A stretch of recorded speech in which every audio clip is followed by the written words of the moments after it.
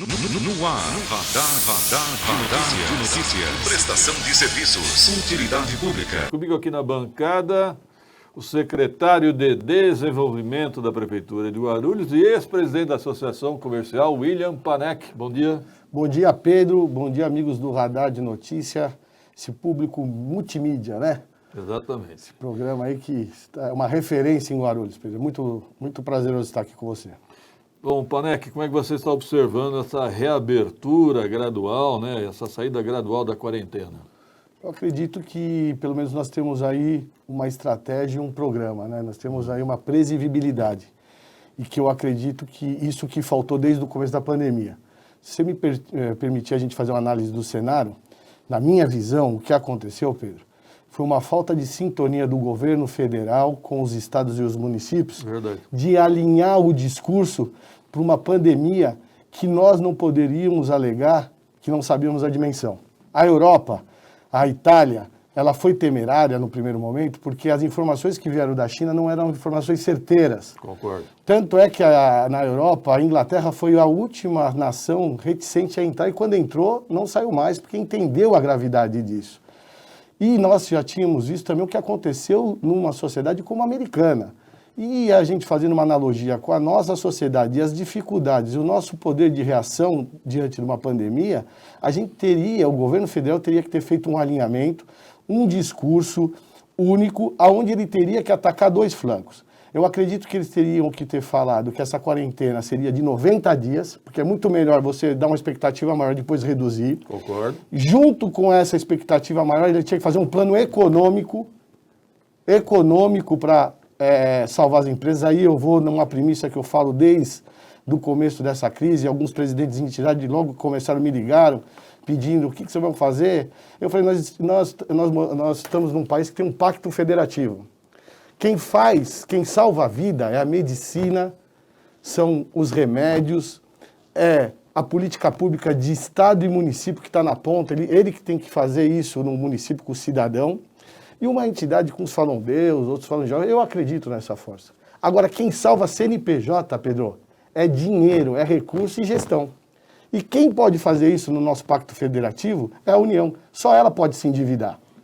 E nós também, como você falou, passamos pela Associação Comercial e hoje nós estamos na FACESP, que é a nossa entidade a nível estadual, que tem uma representatividade a nível nacional, a gente poderia levar alguns questionamentos na questão financeira. E nós levamos algumas coisas efetivas. Quais foram essas coisas efetivas? Esse socorro financeiro, que foi alardeado pelo presidente da República, pelo governo federal, que atingiu dois flancos, Pedro. Um era a transferência de renda e outro era o socorro financeiro às empresas. O que é a transferência de renda? São os R$600 e os R$1.200 para a mãe ou pai de família que são vulneráveis e têm 2 filhos. E o MEI, aquele microempreendedor individual que declarou até acho que R$25 mil no ano anterior. E os créditos de folha de pagamento e alguns créditos como o do Banco do Povo que atingiam algumas contas de consumo. Só que o que o governo federal, no primeiro momento, ele fez economicamente? Ele só diminuiu os compulsórios dos bancos. O que é o compulsório dos bancos, para você que está me escutando? Todo banco ele tem que deixar uma reserva no Banco Central de garantia. Quando o Banco Central diminuiu isso, ele subentendeu que esse dinheiro ia ficar dentro do mercado e ia ser irrigado. Só que o banco é conservador. O que aconteceu? Ficou com mais dinheiro, só que a taxa de juros aumentou porque a procura aumentou e ele não irrigou esse dinheiro. Esse dinheiro estava represado. Nós alertamos isso. Qual foi a solução que nós demos? Isso está registrado, Pedro. De criar um crédito simplificado. Quem seria o aval dessa operação para a cadeia produtiva era o governo, porque se no passado ele foi fiador de obras lá fora, agora ele tem que ser fiador da cadeia produtiva do país.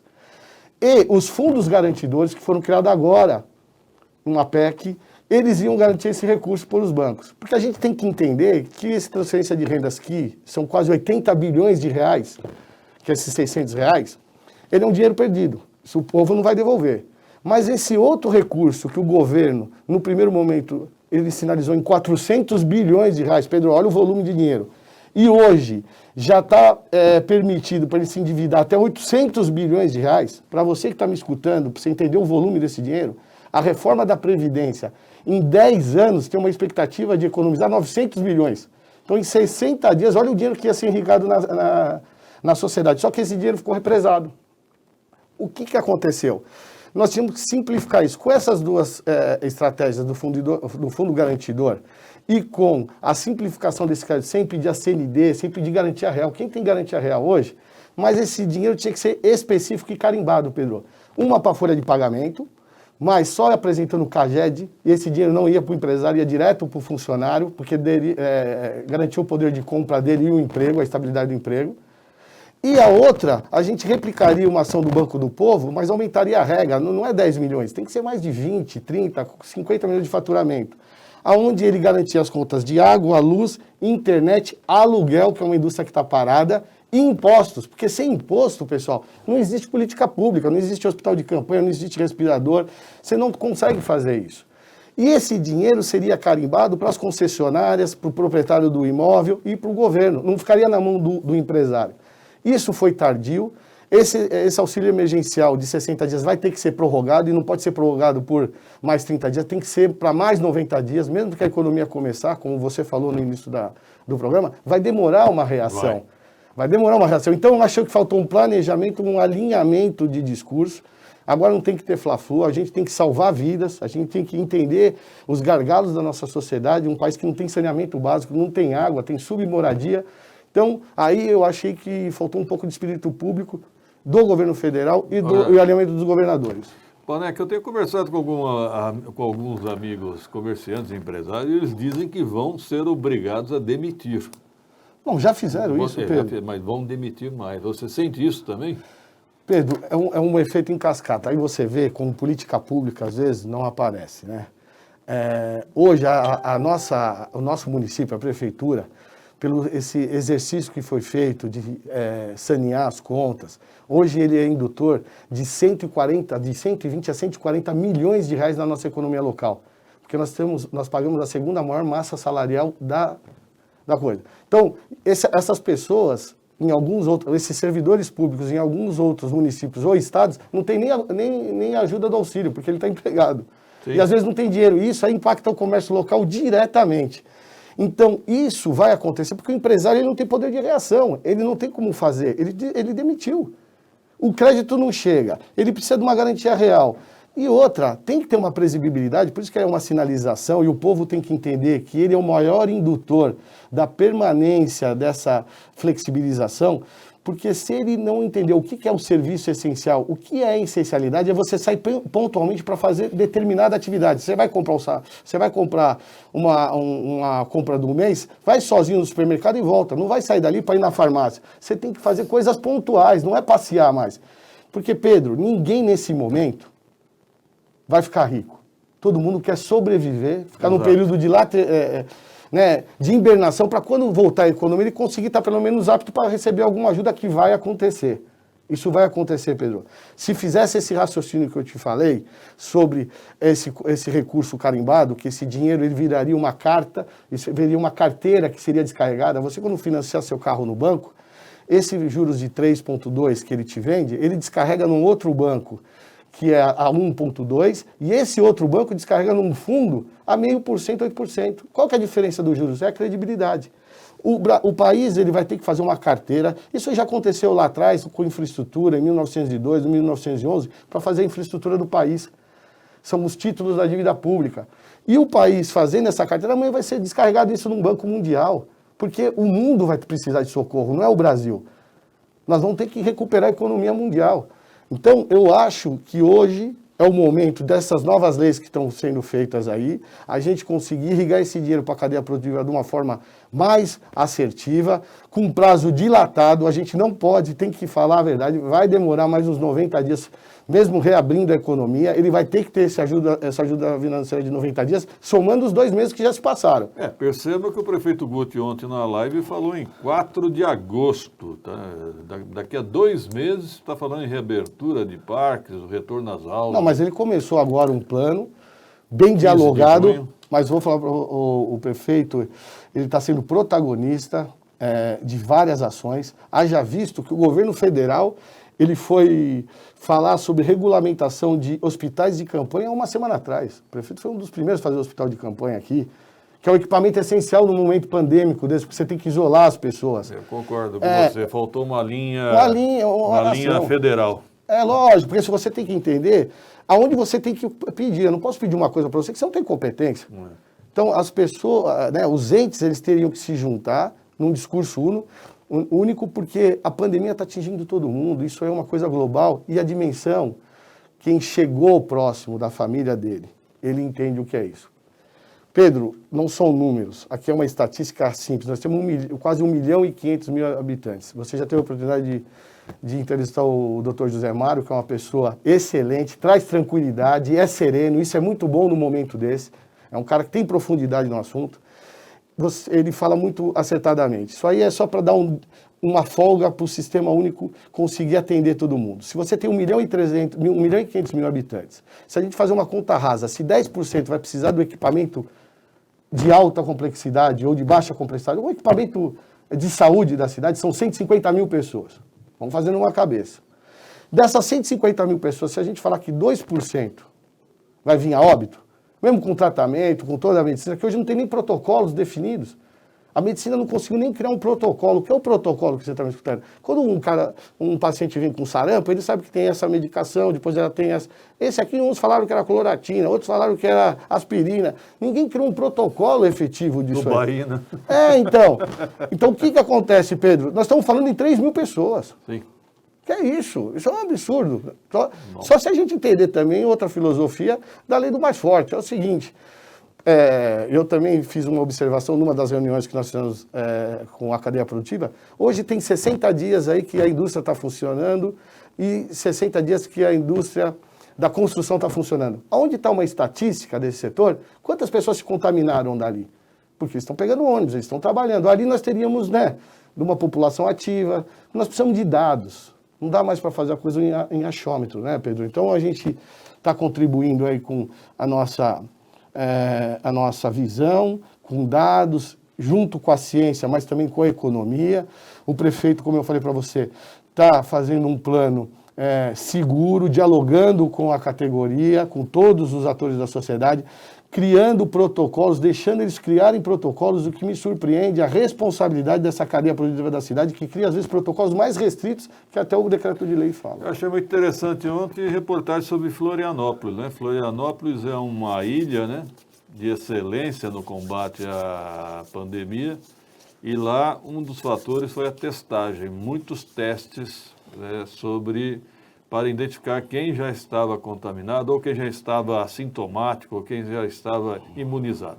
Ô, Panek, só para finalizar, um assunto local que sempre me causa curiosidade, você herdou um projeto que seria a Arena Multiuso lá no Feiravante Evolino. Como é que está esse assunto? Como eu falei para você, é um projeto viável. Ele, agora com essa pandemia, ele foi suspendido, mas é um equipamento que é viável. Ele estava nos projetos executivos, com as diretrizes, né, para você fazer uma PMI, já tinha feito uma PMI do projeto, não tinha gasto um tostão do poder público, e estava sendo finalizado administrativamente para você pôr isso na praça. Pedro, a SD7, faz 8 meses que nós estamos lá, é muito bom que você me dê esse espaço.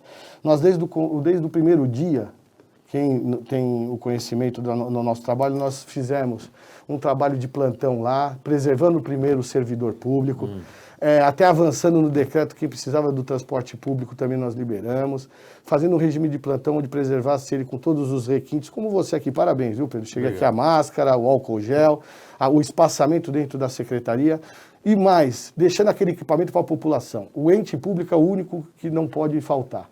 Nós fizemos aí uma coleta de informações que gerou uma campanha publicitária de esclarecimento de que pode funcionar ou não, porque as pessoas às vezes não processam o Diário Oficial. Sim. Nós fizemos um diálogo com toda a cadeia financeira, a Caixa Econômica Federal, o Banco do Povo, para mostrar os gargalos, para chegar esse recurso para a cadeia produtiva, como eu te falei. Nós fizemos uma ação de solidariedade entre os funcionários, os servidores são muito solidários, de cesta básica, para fazer a nossa parte. A SD7 é indutora de muitas doações que hoje você vê aí como distribuição de máscaras, foram mais de 60.000 máscaras. Nós fizemos a distribuição de álcool gel, kits de higiene, que o prefeito está de parabéns. Hoje você fala para o pessoal usar álcool gel, às vezes ele não tem nem sabonete. E aí, Pedro, mais uma vez, o que é política pública, que você, cidadão, tem que entender que às vezes não é perfumaria, não é pirotecnismo, é a realidade pensando nas futuras gerações. A água, Pedro, se não tivesse feito o enfrentamento da água e do saneamento básico, que está avançando, imagina ele distribuir um kit de higiene na população, o cara falou, não tenho nem água. A água chegou. Então ele pensou na saúde das pessoas.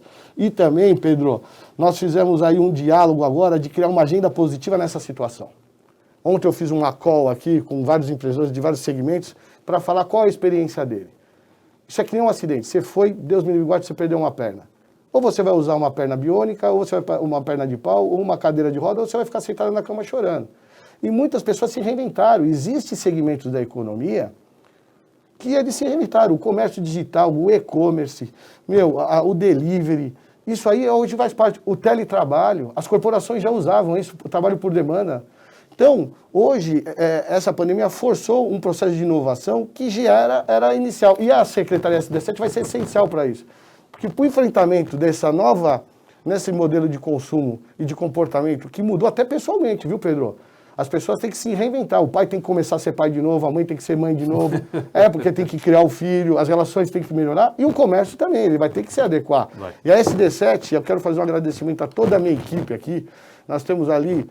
Eu digo que eu sou um maestro, eu não preciso saber tudo, eu tenho que ter as pessoas específicas. O nosso diretor do DCTI, Gustavo Prado, que continuou todas as missões empresariais, a lei de inovação, um cara excepcional que nos ajudou muito na orientação para embasar o prefeito. Eu estou lá para embasar, Pedro, não sou candidato, eu estou aqui para ajudar a minha cidade a ser construída, porque eu acredito no prefeito, eu sei o serviço hercúleo que ele está fazendo.